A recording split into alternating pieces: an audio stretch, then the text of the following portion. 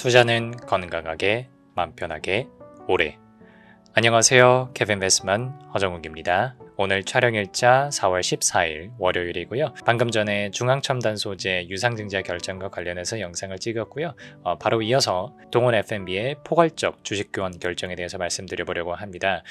되게 오랜만에 봅니다. 이 포괄적 주식교환이라고 하는 결정이 최근에는 제가 못 봤던 것 같아요. 마지막으로 굵직하게 다뤘던 게 이제 그 두산 관련된 계열사들, 그때 에너빌리티하고 로보틱스 요쪽에서 포괄적 주식 교환 나와서 뭐 난리가 나고 이랬었던 기억이 나고, 그거 외에는 딱히 제가 머릿속에 기억이 남는 것은 없는 것 같습니다. 근데 이번에 그래도 코스피에 상장된 상당히 시가총액이 큰 회사 동원 산업 그리고 동원 F&B가 포괄적 주식 교환 결정을 내렸길래 이 부분과 관련해서 궁금하신 분들이 많을 것 같습니다. 그래서 정리를 드려보고 저는 이번 결정에 대해서 어떻게 생각하는지 여러분들께 말씀드려 보도록 하겠습니다. 먼저 이 포괄적 주식 교환이라고 하는 게 뭔지 좀 말씀을 드려봐야 될 것 같아요. 그냥 주식 수합이라고 보시면 되는데 여러분들이 특징적으로 가져가셔야 되는 거는 이 결정의 강제성이에요. 뭐 예를 들어서 저희가 유상증자 결정이 나온다고 칩시다. 유상증자 결정이 나왔을 때는 여러분들이 유상증자에 참여하지 않을 수 있죠. 뭐 주주배정 유상증자가 터도 여러분들이 나는 여기에 굳이 더 내 돈을 넣고 싶지 않아 하면은 그냥 그건 실권주가 되는 거거든요. 근데 주식 교환이라고 하는 거는 여러분들이 만약에 이번에 동원 F&B의 주주였다, 원래 주식을 갖고 있는 투자자였다라고 한다면 새로운 주식으로, 뭔가 다른 주식으로 강제적으로 바뀝니다. 이 주식 교환이 주주총회에서 통과가 된다면. 그래서 기존 주주들한테 굉장히 중대한 영향을 끼치는 그런 아젠다이기 때문에 이거는 주주총회에서 특별결의 사안으로 다뤄진다는 거 가져가시면 될 것 같아요. 그러면 이번에 동원 F&B의 주식이 어떤 회사 주식으로 강제로 교환이 되느냐 설명을 드려보면, 여기 밑에 보십시오. 주식 교환을 기준으로요, 동원 F&B의 주주가 보유 중인 주식들을요 동원 산업에게 모두 다 이전시켜 버립니다. 그냥 완전히 여러분들한테서 그 주식을 가져간다는 얘기입니다. 대신 그 대가를 줘야 되겠죠. 그 대가로 주식교환 대상 주주에게 동원 F&B 보통주 한 주당 동원 산업, 그 위에 있는 모회사 지주회사죠, 동원 산업 보통주식 0.91주를 교환해서 지급합니다 라고 되어 있습니다. 그래서 뭐 여러분들이 만약에 동원 F&B의 기존 주주였다면 여러분들이 갖고 계시던 동원 F&B 주식이 그 모 회사인 동원 산업 주식으로 바뀐다라는 얘기고요. 그렇게 되면은 이 포괄적 주식 교환이 있고 나서 동원 F&B는 동원 산업의 100% 자회사가 되고요. 그렇게 한 상태에서 상장 폐지를 시킬 예정입니다. 그래서 여러분들은 여전히 상장 기업인 동원 산업의 주식을 들고 있게 되겠지만 기존에 상장되어 있었던 동원 F&B는 우리가 이제 주식시장에서는 찾아볼 수가 없게 되겠죠. 그래서 이거를 왜 합니까? 라고 하니까 제가 뭐 뉴스도 좀 찾아보니까 어쨌든 회사가 표면적으로 이야기하는 향후의 방향성은 이런 겁니다. 동원 산업 그룹 자체에서 글로벌 시장 진출을 좀 통합적으로 진행하고 싶다. 뭐 밑에 지금 동원 F&B랑 별개로 뭐 동원 홈푸드도 있고 스타키스트도 들어가 있고 그렇거든요. 근데 이 개별적인 법인들이 다 글로벌 진출을 따로따로 하고 있어요. 근데 이거를 내가 좀 통합해서 하고 싶다. 그래서 동원 산업 자체에 별도로 글로벌 식품 디비전이라고 하는 사업부를 만들어서 거기서 통합화된 전략 방향성을 구축하겠다라고 발표를 해놨고요. 그리고 지금은 역시 각 회사마다 R&D 센터들이 각자 운영이 되고 있는데 이거를 하나를 통합해서 훨씬 더 효율적인 연구 개발을 하겠다 발표를 했었고, 그리고 특히 이제 참치 쪽에서 스타키스트는 미국 글로벌에서 활동을 하고 있지 않습니까? 그러다 보니까 스타키스트하고 동원 F&B하고 사실은 품목이 어느 정도 겹치는 것들이 많아요. 그래서 결합 상품을 내면서 조금 더 제품 믹스 그리고 제품 포트폴리오 차원에서도 개선을 좀 이뤄내겠다 이런 겁니다. 물론 우리가 이렇게 회사가 표면적으로 주장하는 것들에 대해서 이게 정말 얼마 만에 실행이 될 거냐, 그리고 정말 실행이 될 수는 있는 거냐, 이런 부분들에 대해서 저희가 무조건 믿을 필요까지는 없습니다. 하지만 뭐 이렇게 가겠구나 하는 참고 정도 하시면 좋을 것 같고요. 제가 여기서 바로 조금 걱정했었던 거는 뭐냐면, 혹시 이 교환 비율이라고 하는 게 기존의 F&B, 동원 F&B 주주 여러분들한테 좀 불리한 구조가 될 수도 있잖아요. 그래서 혹시 여러분들이 손해를 보시는 게 아닐까 걱정을 했는데 한번 살펴볼게요. 동원 산업의 주식 교환가액, 그러니까 동원 산업 한 주에 대해서 얼마 평가를 하느냐 찾아보니까 35,229원으로 평가를 했더랍니다. 그리고 동원 F&B 같은 경우는 한 주당 32,235원으로 평가를 했다는 겁니다. 그래서 1대 0.91 요 정도 교환 비율이 된다고 보시면 되고요. 근데 이제 뭐 단순히 그럼 이걸 우리가 그대로 받아들일 거냐? 그건 아니겠죠. 요 가격이 과연 적절한 밸류에이션을 통해서 나온 거냐를 우리가 한번 판단을 해보셔야 되겠습니다. 그래서 제가 아주 간략하게 제가 지금 당장 두 기업을 모두 다 완전 빠삭하게 분석할 시간까지는 안 나서 그냥 P 레이쇼, 멀티플 분석만 한번 해보겠습니다. 동원 산업 같은 경우는 지금 트레일링 퍼 같은 경우는 20배, 동원 F&B가 트레일링 퍼가 4.9배 정도 나와요. 이렇게 되면은 상대적으로 동원 산업이 더 고평가되어 있는 상태라고도 볼 수 있지만 사실은 주식시장은 미래를 반영하는 경향이 훨씬 더 강하지 않습니까? 그래서 포워드 퍼 기준으로 보면요, 동원 산업이 4.3배, 동원 F&B가 4.7배. 그래서 오히려 포워드 P 기준으로 보면 동원 F&B가 조금 더 높은 평가를 받고 있어요. 그러니까 그만큼 같은 실적에 비해서 동원 F&B가 아주 조금이라도, 아주 소폭이라도 조금 더 주가가 높게 형성되어 있다고 보시면 되고요.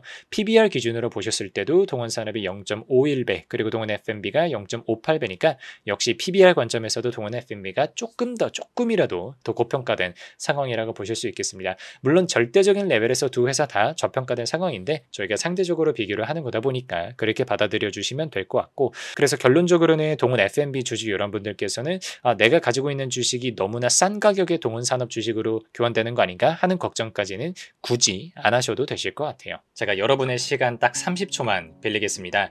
그동안 공지드렸던 와디즈 인강 프로젝트가 본펀딩에 들어갔습니다. 오픈 예약 기간에만 900분이 넘게 신청을 해주셔서 참 감사하면서도 기초를 다지고 싶어 하시는 분들이 이렇게 많구나 느꼈었는데요. 본펀딩은 4월 18일까지 진행이 됩니다. 제가 이번에 와디즈랑 콜라보를 하는 거다 보니까 정말 특가로 제작이 되고요. 아마 앞으로 개인적으로는 이런 가격에 강의를 제작할 것 같지는 않습니다. 그래서 이번 기회에 정말 스스로 바로 서는 투자 기초를 다지고 싶으신 분들은 함께 공부해 보셨으면 좋겠습니다. 하루에 딱 30분, 한 달 공부로 마무리하는 알찬 강의니까요. 많은 관심 부탁드립니다. 저는 이 부분을 되게 긍정적으로 평가를 합니다. 원래 지배구조가 어떻게 되어 있느냐 보니까 여기 김남정 회장이 동원산업을 거의 60% 정도 들고 있더라고요. 그리고 동원산업이 이미 동원 F&B를 74.4%를 들고 있어요. 근데 지금 동원산업도 상장회사고 동원 F&B도 상장회사거든요. 그러다 보니까 거버넌스 관점에서는 사실 되게 아쉬운 거죠. 이게 우리가 최대주주가, 제가 보통 어떻게 표현을 드리냐면 최대주주가 코스피 기업 같은 경우에는 한 20%대, 그리고 코스닥 기업 같은 경우가 30%대 정도 들고 있어야 적절한 거버넌스 구조를 평가를 한다. 너무 작지도 너무 많지도 않은 그런 구조라고 평가를 하는데, 지금 동원산업그룹 같은 경우에는 이미 동원 F&B가 사실은 상장되는 의미가 없어요. 이미 70%를 넘게 가지고 있기 때문에 주주총회 일반결이든 특별결이든 상관없이 동원 산업이 자기 마음대로 할 수 있는 구조고, 나머지 동원 F&B의 약 25% 정도 되는 그 주주들이 어차피 여기 주총회 가서 자기네들이 의사를 표시한다고 하더라도 오너가 들어주지 않으면은 그게 완전히 그냥 묵살당하는 상황이었거든요. 그래서 상장되어 있을 필요가 없다라고 적혀져 있지만 조금 더 과감하게 말씀을 드리면 둘 다 상장되어 있는 의미가 없어요. 근데 그런 상황에서 동원 F&B를 100% 자회사로 만들면서 상장 폐지시키면 일단 중복 사장 디스카운트가 해결되지 않습니까? 그러면서 굉장히 깔끔하게 동원 산업만 남는 그런 구조가 되니까 거버넌스 관점에서 오히려 개선이 되는 그런 절차라고 봐주시는 게 좋을 것 같아요. 그리고 여기서 조금 더, 제가 아무래도 이런 전략들을 되게 많이 짜는 그런 컨설팅을 하는 강사다 보니까 혹시 이런 거 자사주 가지고 장난치는 게 아닐까 싶었어요. 앞에서 보시면 동원 산업이 동원 F&B를 70%를 넘게 가지고 있었잖아요. 그 상태에서 포괄적 주식 교환을 한다고 했을 때 이게 겉으로 법적으로는 수합이라고 표현이 되지만 테크니컬하게는 동원 산업이 동원 F&B 주식을 가져가면서 동원 F&B의 기존 주주한테 자기 신주를 발행해서 주는 거거든요.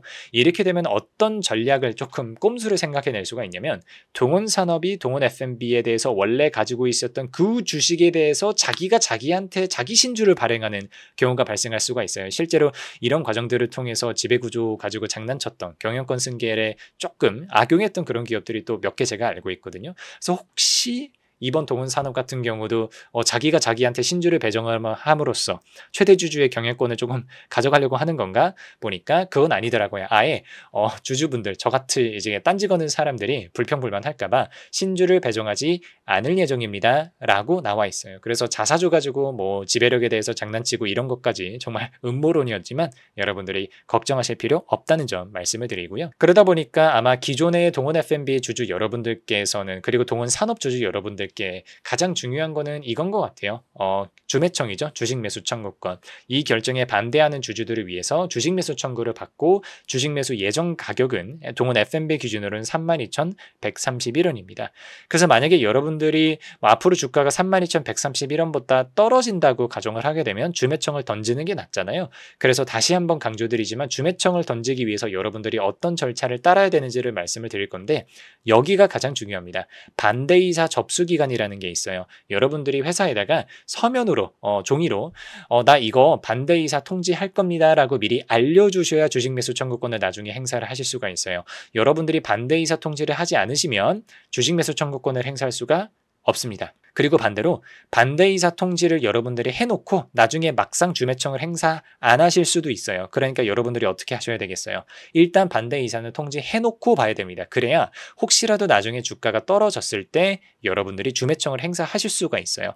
여러분들께서 이 결정에 찬성하든 찬성하지 않든 상관없이 요거는 일단 해두시고요. 근데 다만 알아두셔야 되는 게 뭐냐면 주주총회에서 만약에 여러분들이 찬성을 던진다. 그렇게 되면 반대이사 통지를 했다고 하더라도 주매청은 당연히 행사할 수가 없겠죠. 근데 아무래도 여러분들이 주주총회에 6월 11일 날 직접 가시는 분들이 많지 않을 거라는 걸 감안하면 제가 그냥 투자자로서 권해드리는 건 반대이사를 접수를 해놓고 나중에 주가가 어떻게 움직이느냐에 따라서 주매청을 행사하시든 아니면 그냥 갖고 계시면서 동원산업주식으로 갈아타시든 결정하시면 되겠다. 이렇게 말씀을 드립니다. 그래서 결론으로는 약간 김 빠지는 걸 수도 있겠습니다만 저는 사실 회사가 사업적으로 어떤 전략 방향성을 가져가겠다. 이거는 그냥 앞으로 그냥 정말 이 주식을 분석하는 관점에서 중요하겠지만 이번에 이 포괄적 주식 교환과 관련된 결정에 있어서는 사실 사업 시너지 여부는 크게 상관없는 것 같아요.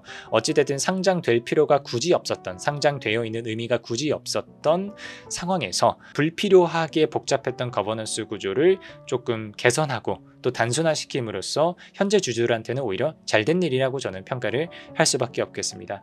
그러다 보니까 이 공시가 나고 나서도 오늘 시간 외는 아니죠. 넥스트 트레이드 대책으로 해서 시간에서 또 조금 주가가 오르는 그런 모습들도 있어서 내일도 주가를 조금 기대해 볼 수도 있지 않겠나 이렇게 조심스럽게 말씀을 드려보고요. 오늘 영상이 여러분들께 도움이 되었으면 좋겠습니다. 감사합니다.